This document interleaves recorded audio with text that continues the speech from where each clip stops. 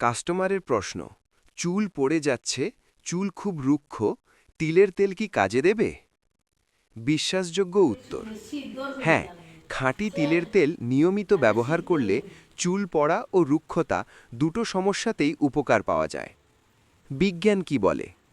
তিলের তেলে থাকা সেসামিন ও ভাইটামিন ই চুলের গোড়া বা হেয়ার রুট মজবুত করে। ওমেগা-6 ফ্যাটি অ্যাসিড স্ক্যাল্পে আর্দ্রতা ধরে রাখে, চুল রুক্ষ হয় না। প্রাকৃতিক অ্যান্টিঅক্সিডেন্ট স্ক্যাল্প ড্যামেজ কমায়, চুল পড়া কমে। ব্যবহারের সঠিক নিয়ম যথেষ্ট গুরুত্বপূর্ণ।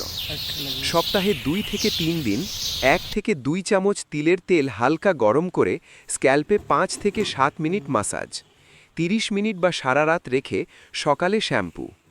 7 থেকে 14 দিনের মধ্যেই রুক্ষতা কমে যায়। 1 থেকে 2 মাসে চুল পড়া চোখে পড়ার মতো কমে, যদি নিয়মিত হয়। সৎ কথা, হরমোনজনিত বা মেডিকেল কারণ থাকলে তেল একা সমাধান নাও করতে পারে, কিন্তু সাধারণ চুল পড়া ও রুক্ষতার ক্ষেত্রে তিলের তেল খুবই কার্যকর।